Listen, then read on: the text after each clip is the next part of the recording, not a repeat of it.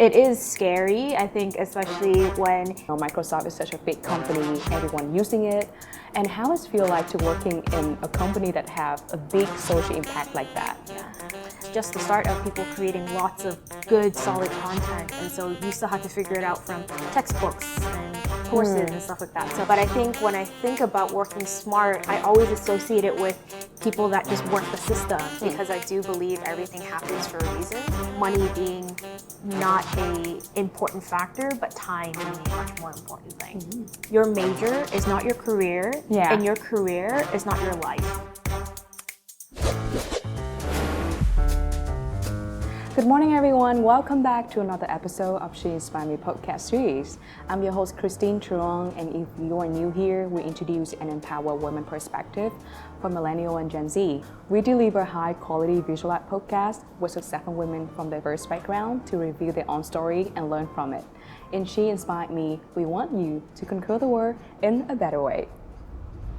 If you may notice that we are actually in a different set today. We're not in the She Inspired Me studio anymore, and we actually here in the Microsoft office in Irving, Texas. We caught quite a view, and of course we have our esteemed guest. Her name is Sharon. Sharon is a products manager from Microsoft office.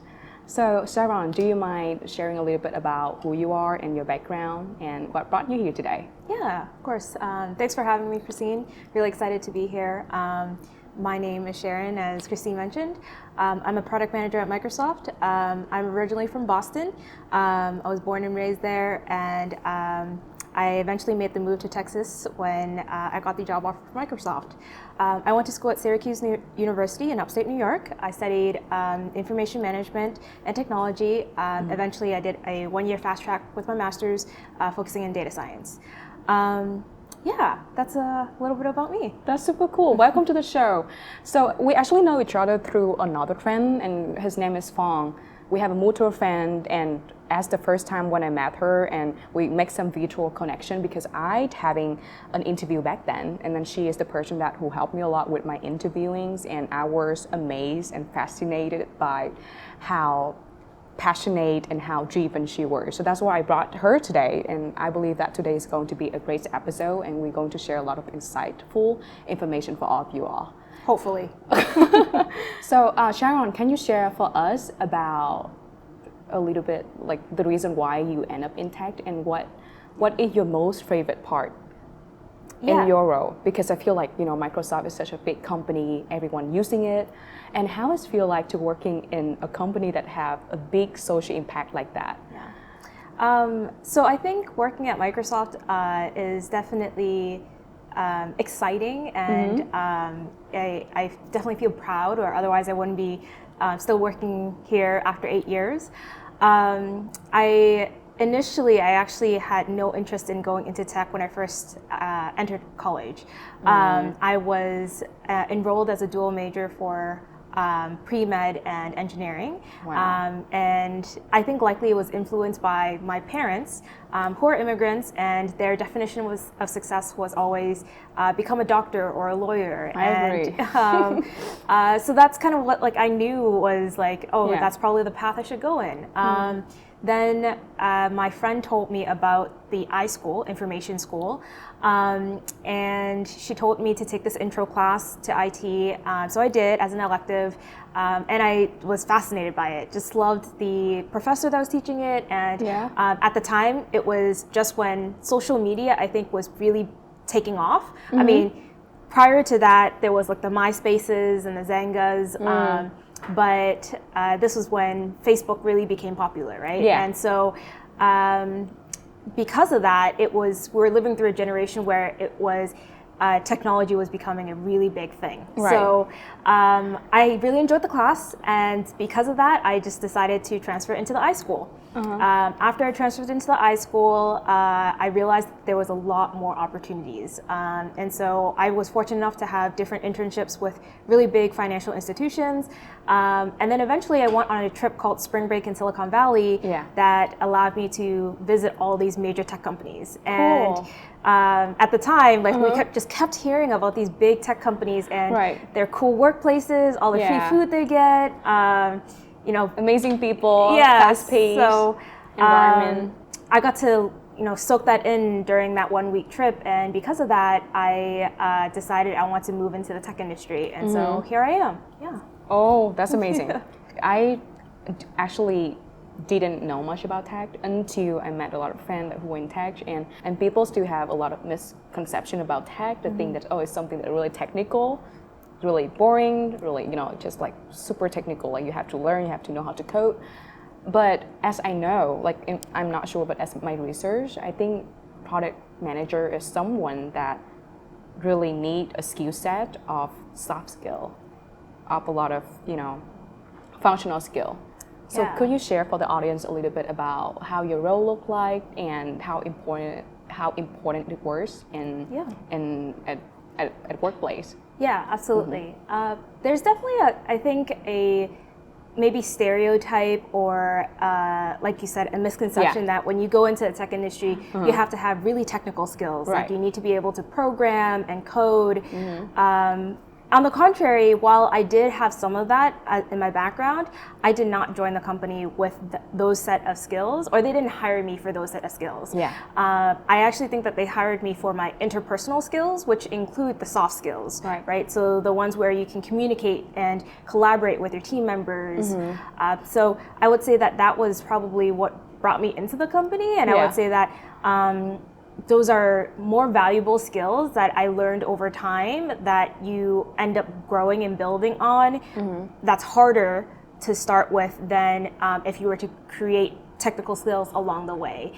So I would say don't be afraid to join or go after tech industry just because you fear that you don't have technical skills, because you have other skills that will bring value to the company that are way beyond the technical skills, and the technical skills can always be learned later on. Thank you so much for sharing that. I actually didn't know about that until I jumped into the current position right now when I'm working in IT, and I just changed my perspective about tech. We also need some other people with the functional skill, with the energy, someone really driven that help connecting other people together. So if it makes you feel better, this recently I made I asked a question to my partner about whether or not our printer prints colored pictures. And he looked at me and basically was wondering how I got a job at Microsoft. Because you would think that any person would know, basics about printer if you work in the tech industry. But the reality is that the tech world is so wide, and there are so many different skills and so many different roles and jobs that it doesn't mean you need to know everything. It's okay. And I took a look on her LinkedIn and stand out the bio that was 90% passion and 10% talents. And after talking with her, I feel that passion right away. It's super fascinating. So could you share for us a little bit about how do you define passion, and how is aligned to your personal life? I think it's a really interesting question, because I don't think I realized it until I grew older too. So how I define passion, I guess you can say, is my passion is people, and I feel passionate when I can connect with other people, which is very ironic for me to say because I'm naturally an introvert. So I tend to, I find joy in not necessarily being by myself, but being in intimate groups and smaller settings, not necessarily going out and partying. But my passion, because it's people, I like that connection. I like being able to hear people's stories, learn from them, and also because I thrive from other people thriving and helping them thrive. So it's always just been a passion of mine to help people and just be able to see them grow, because I definitely wouldn't be where I am today without the help of other people helping me along the way. So I will also say that when I was younger, I think it was a lot harder for me, and I'm sure a lot of people can relate to this, to really know what we want and what we want to do when we grow up. And so I wanted to say it's okay not to know what you don't know, and it's okay not to figure out what your passion or what you're interested in until you have experienced more, seen more, to know what you don't like. And a lot of times it's process of elimination. You figure out that you don't like this, so you go on to the next thing. And that's okay. And no one needs to know exactly what they want tomorrow when they wake up. So I also didn't acknowledge that you actually jumped from another major, like your background is not actually in tech, but right now you came up in tech and you've been doing great with that. So in your opinion, how can you define yourself as an Asian female leaders in tech, and are there any challenges that you're facing with in terms of diversity and inclusion? Early on in my career, I remember being in rooms with a group of all male colleagues and leaders that were working at the company for 10 plus years. So it was rather intimidating for someone that just graduated from college, maybe working 1-2 years, to feel comfortable with speaking up and sharing her thoughts. So it is scary, I think, especially when you're not being able to see others that look like you or can relate to your experiences. But I think over time, I also grew confidence. It is very easy to have imposter syndrome, not just in tech, but in any company. And not just for Asian female, but anyone that's new and not familiar. So I definitely felt that early on and felt like I had a lot of gap to make up for and to figure that out. So in the first year and a half, I took a lot of time just figuring out what the role is, how to get comfortable before I really started owning what I was doing, and how do I get comfortable with leading that space. So I think I'm in sort of a similar transition now where I'm in a new team and trying to get comfortable and familiar with that space, but it's getting there. And I think anyone that is making that transition from college to first job, or even from your first job to your second job, it will come naturally, and don't force yourself or make yourself and give yourself that pressure to feel like you need to 100% know everything off the bat. So as a, I won't say, did I feel any pressure necessarily as an Asian, because I was very lucky that I have very supportive teams and have always been in positions that had managers and teammates that wanted to help out and advocate for you. So I went to ProMac Chicago a few days ago, and I'm having this conversation with another friend. She is a PhD student in supply chain, which is also another male-dominant industry. And, we've been talking to each other, and I make fun a little bit about her age because we're very close. Since I'm in the very early 20s, and she's in the late 30s. And so Janet said that for me, when I turn 30, I feel the world differently. I see that the words become more beautiful because at that moment, I don't give a shit about what people think about me anymore. What do you think about that? That's a great question. I often have a lot of these really deep thoughts around as we get older and as we age, what does that mean? And just also personally reflecting a lot on my life, my success, and what does that all mean? Because success is really subjective, right? It's defined by every person and what they want in life. So my success might not be someone else's success, and that's okay. So I will say that the way that I look at life now versus when I was first graduated out of college is very different, 100%. I have to agree with your friend. Although I might not necessarily as old, I think that what she mentioned is very true around when you hit a certain milestone in your life, you feel like your success is your own happiness and what you want out of it, and not basically what social media is telling you, what marketing is telling you, what the world is saying, because at the end of the day, only what your day-to-day matters, right? So if you ask the 20-something-year-old Sharon, I was a very ambitious person, and I would work very long hours because what I grew up with in terms of what success meant is working hard, always working hard at something and putting all your effort into it. But I think after a while, you start to find the right balance of working hard and working smart, right? Right. That's not a new term. I'm sure a lot of people have heard it. But I think when I think about working smart, I always associate it with people that just work the system and try to get out of working hard. And so I always had this bad thought process about it. But as I grew older, I realized that working smart is not necessarily a bad thing. It's that you figure out what works for you to help you achieve your goals that is not hurting anyone else, right? And so finding the right balance of that was really important, so that I could also internalize and figure out what I wanted out of my life and my happiness. And I think the other reason why I think when you grow older, you come to that thought process is because time becomes more and more limited. And something that makes me realize this a lot when I think about it is, as I'm growing older, so are my parents. And that means that the time that my parents have on this world is limited, and there's less and less time for them to achieve all the things that they want to do. And so I think about, every year, what does my parents want to do as they're getting closer to retirement? Do they want to see the world? Where do they want to live? How do I help them achieve that? Because they've worked so hard up until this point to provide me an education, a safe home, food on the table.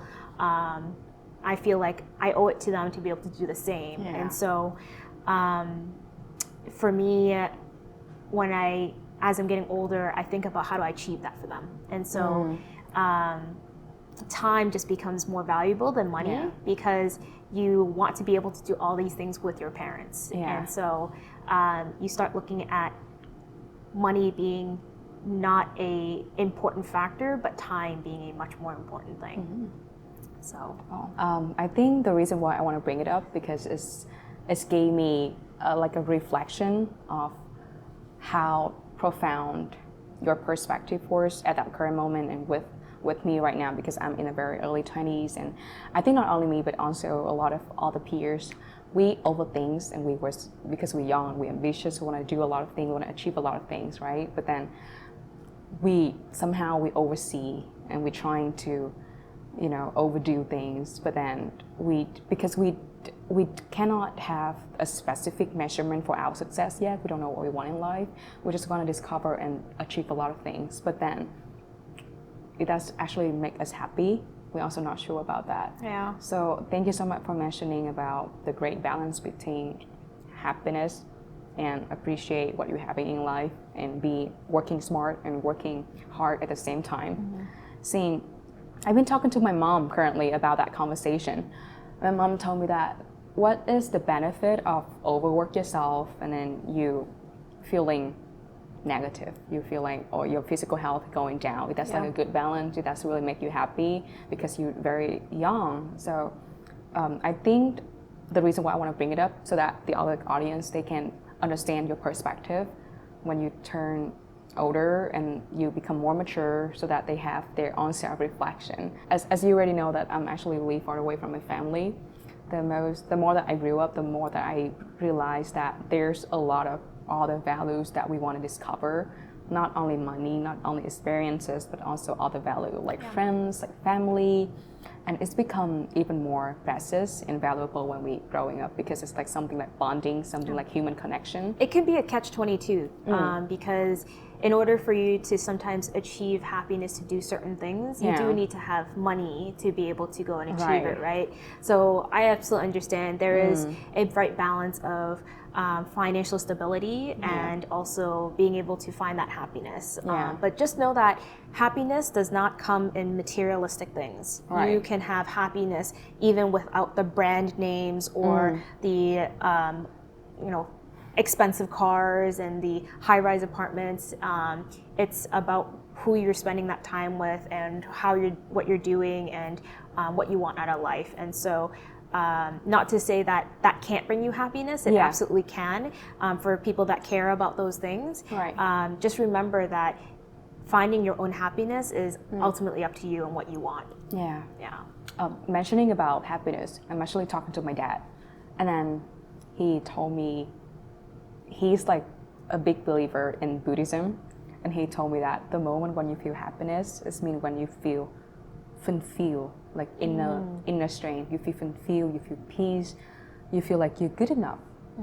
So instead of telling myself that, oh, Christine, you're not studying hard enough, you're not really working hard enough because you only work 4 days, you're just a part-time and just a full-time college student, but other people, they can work even harder than you, but you should feel, like appreciate the small things in our life. And I feel like when you're mentioning about balance, self-balance, and, having a different definition of happiness, it's kind of somehow remind me about my dad's stories. Yeah. And I think one of the important things out of that is, I don't think they teach this enough in school, is that your major is not your career, and your career is not your life. Right. So just know that you can definitely make your career, make a successful career and profession out of it, and a happy life out of that, but that does not mean that your life needs to revolve around your career or what you achieve in that space. And so sometimes it's a gray area of figuring out where is it that you find happiness in and passion in your work, and versus being happy with what you're working on and still having a right balance with your passion and your interests and hobbies and happiness outside of work. And so your passion and your happiness is not always equivalent to just having a successful career. And I can say that only because while I feel lucky and I do have a very successful career at Microsoft, and I'm grateful for it, I also know that at the end of that shift, I still have everything else going on in my life at home and everything else, right? So you have to figure out what that looks like after hours, and what that time means to you. How do you spend it, and what do you do with it? Yeah. If you could turn back when you were 20s, is there anything that you wish that you did differently? Maybe 3 things. Maybe can you mention 3 things? I am always a believer that I try not to regret anything in my life, because I do believe everything happens for a reason. That the decisions that you make today will teach you something in the future, or will be the result of something else that happens. And so I do believe that I own my mistakes. I own what decisions I make, and I believe that there's a reason why they happened. So I won't say that I would change necessarily anything, but if I had to go back and advise myself in my 20s and what I would do differently, is maybe, 1, not to be too hard on myself. I think when I was younger, I always strive to be this perfectionist. Maybe it's because I grew up in Asian... That was me, actually. That was me. Asian culture. Yeah, Asian culture. And it was not... I don't think it was an expectation of my parents necessarily. I feel rather lucky that my parents were quite liberal with me, in the sense that because I'm the youngest, they gave me a lot of freedom. But there was still some pressure in a way growing up as an Asian. I think there was certain stereotypes that you feel like you need to live up to. I agree. And so you feel like you need to always get the 100 in the class, or the straight 8 on the report cards. And so I spent a lot of time on caring about those things that, when I look back at, really don't matter. And I'm not saying go and throw your textbooks out the window. That is not what I'm saying. But I'm just saying that there's more to life than that quiz. It's okay not to get 100 on every single quiz. But on the contrary, it's also important to try, right? And to put effort in. So what I probably would have done differently, from instead of spending all that time in caring about all those little things, is maybe actually putting that time in caring and maybe growing myself somewhere else. And some areas that I think about that I wish I had more time to grow and learn more of is maybe understanding what financial stability and finances just in general. I don't think we get taught that at an early age, especially in college. And so we find resources on our own. Nowadays, it's really easy. You can find it on Instagram, on YouTube, right? TikTok. But back then, it was just the start of people creating lots of good, solid content. And so you still had to figure it out from textbooks and courses and stuff like that. So I probably would have spent a little bit more time in learning about those areas that are not necessarily just textbook smart, right? Right. You don't just learn about life skills through the textbooks. Yeah, the thing is everything is changing every day. Yeah. So if you just keep learning from the textbook, it's kind of like really close-minded, seeing a lot of new things over there that is keep changing, and you have to stay up to date all the time. Yeah. So that would be the other, and you know, if I had to tell myself, and I'm sure this is not the first time that I've said it, many other people have said it, but time is really precious. And so being able to value that time when you're younger, I think, and having that understanding of what it means at an earlier age makes a world of a difference. Because whether that's your health, whether that's your skin, whether that's your finances, like just having the extra time to be able to do any of those things make a world of a difference. And so being able to appreciate and understand the value of time and what it holds, because you can earn as much money as you want, but you can never earn back time. So yeah, we actually been having the same question in every single episode about what are 3 things that you wish that you knew differently.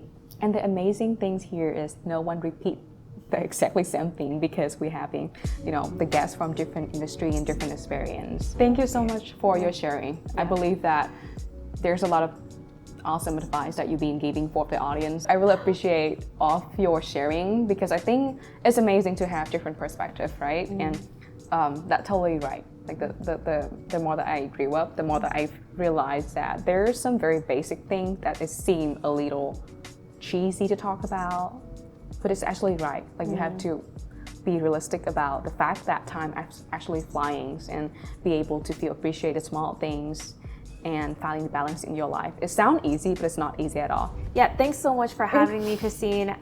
It's been a pleasure being able to sit down and chat with you. I hope maybe a little bit of the experiences and the advice that I shared could be useful for the audience, even if it's just one person. Thankful that you invited me here, because this was a lot of fun. Thank you so much for tuning in, and don't forget to click like, share, and subscribe in this episode. If you have any idea or thoughts about this episode, give me a DM and She Inspired Me on Instagram, or comment below. Thank you so much, and see you all next time.